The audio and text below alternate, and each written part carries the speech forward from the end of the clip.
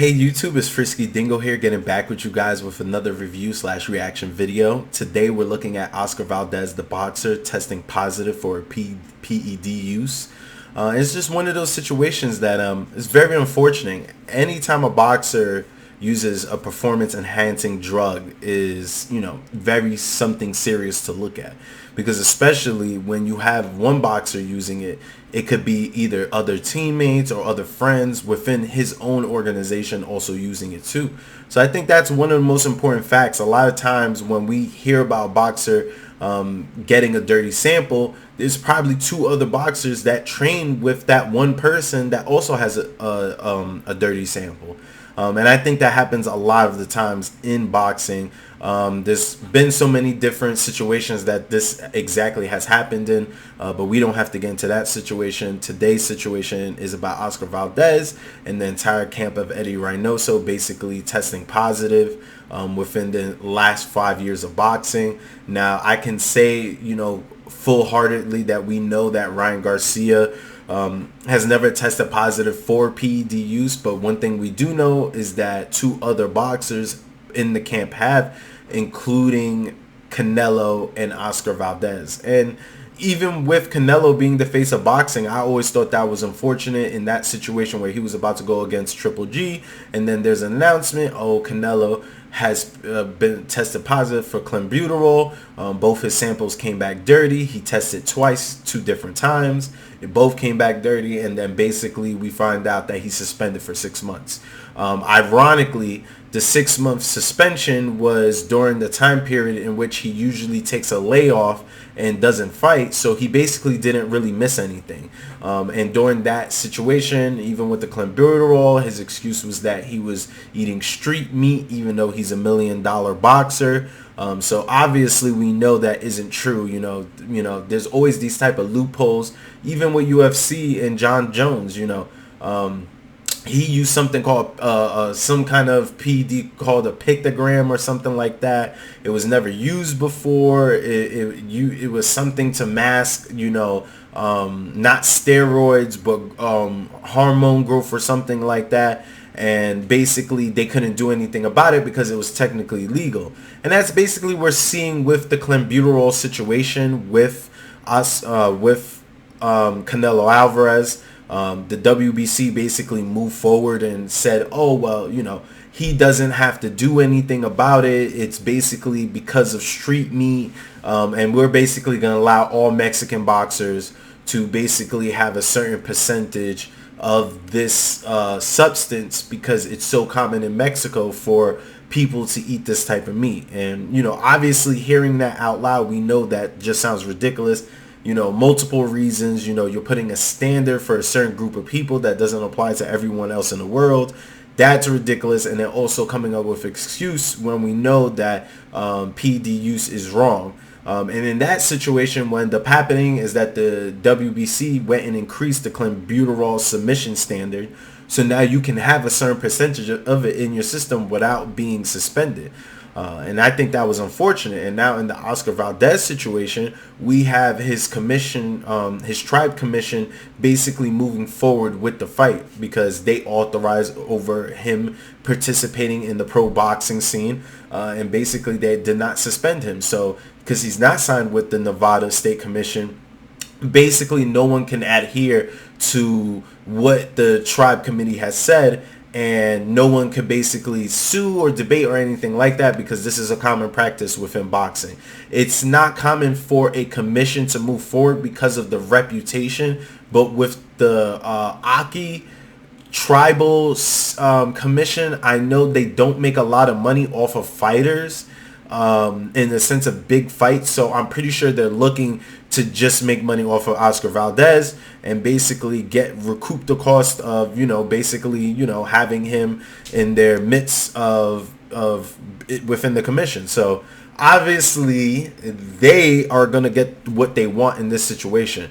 Canelo Alvarez got what he wanted in his situation. He still moved forward, fought Triple G, and now even today no one complains about what happened with him and him basically testing positive.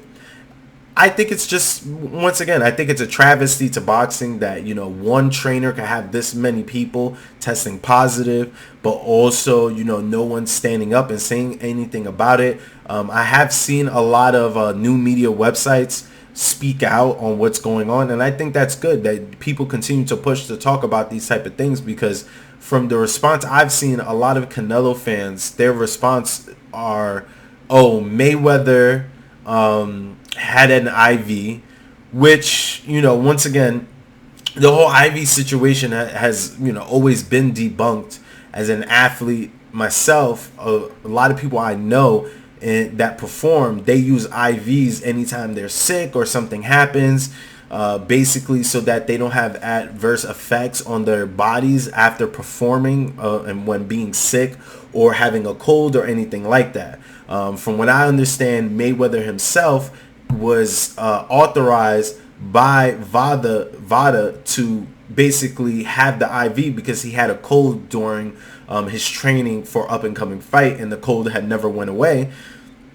So basically, he asked them if he can have this IV, which is only filled with saline, so that after the fight, his vitamins and nutrients can go back to regular, and he won't feel depleted, and then the sickness basically come worse. And if I remember correctly, he was sick about 2 weeks before the fight happened. Well, actually, it was like a week. It was the same week. The same week during that fight, he ended up getting sick, and it was already reported, and then people were reporting, oh, he might drop out, which was never the case.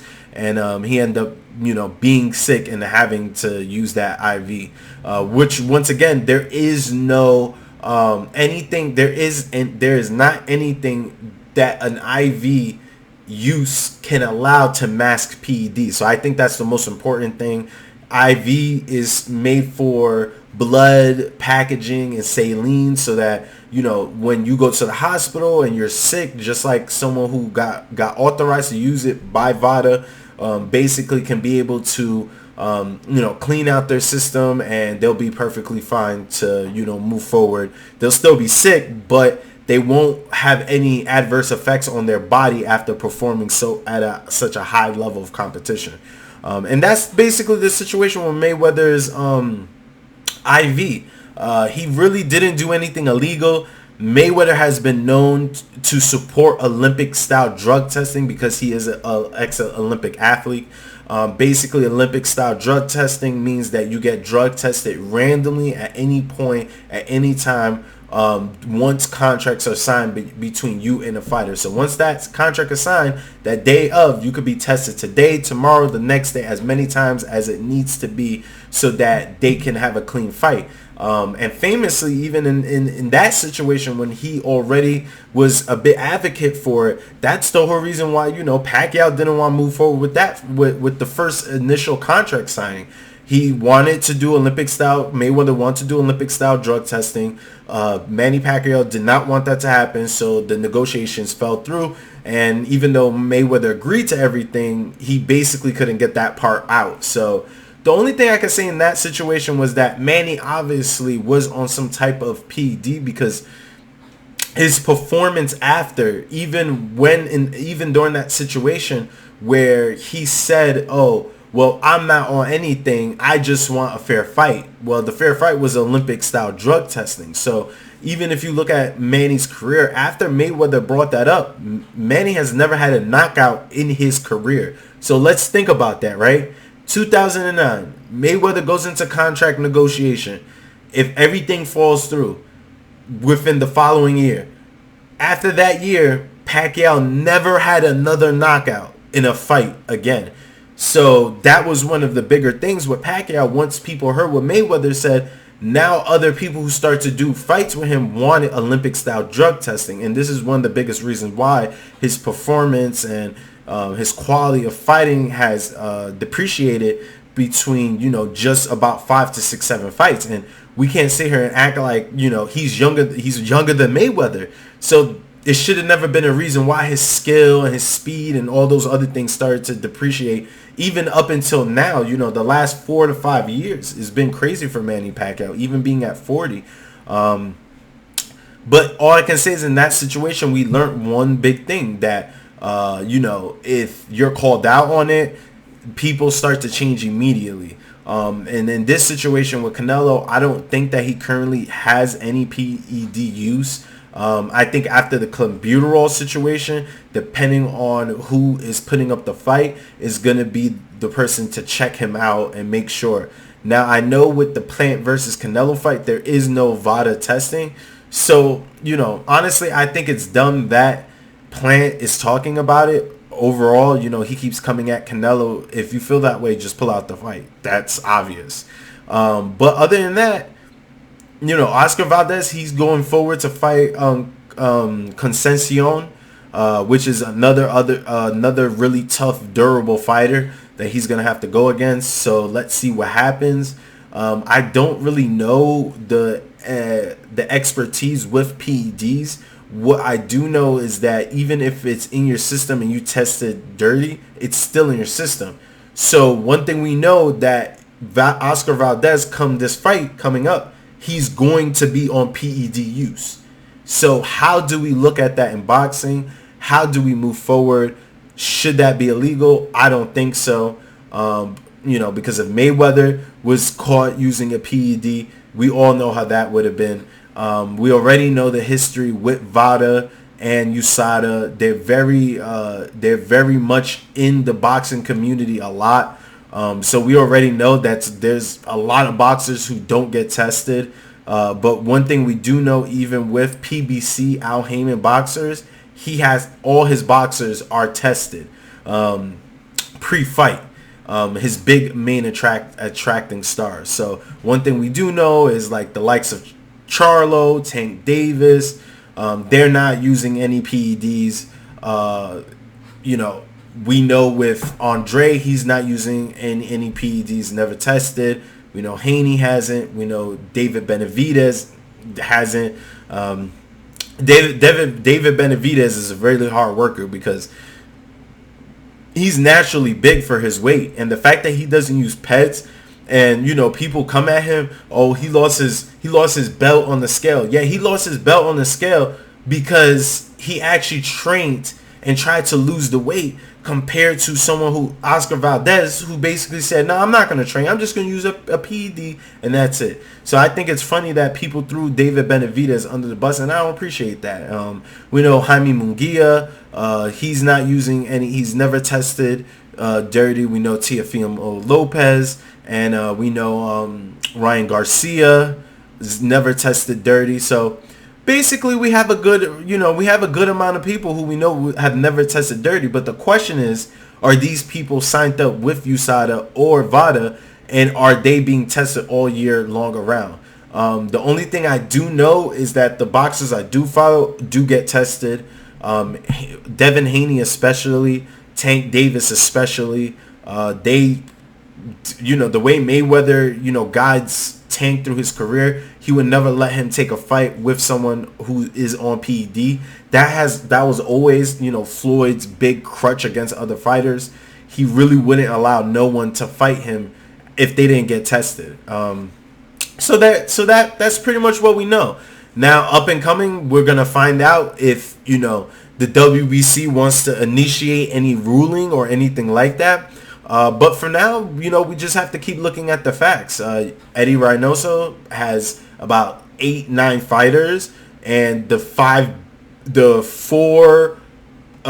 ones that are really big have all tested positive, including Oscar Valdez and Canelo. And like I said, that's just unfortunate. Maybe, something could get fixed in the near future, but I do not think that any one of these fighters should be able to participate based on this new information. And I do think whoever fights Canelo next or Oscar Valdez should demand USADA or VADA testing. VADA testing especially. They're backed by Andre Ward. He's a big Olympic boxer. Most Olympic boxers ask for Olympic-style drug testing because they're used to it already. So realistically, this is nothing new, and hopefully we can find out more. So if anything else, I'll definitely catch you guys in the next one.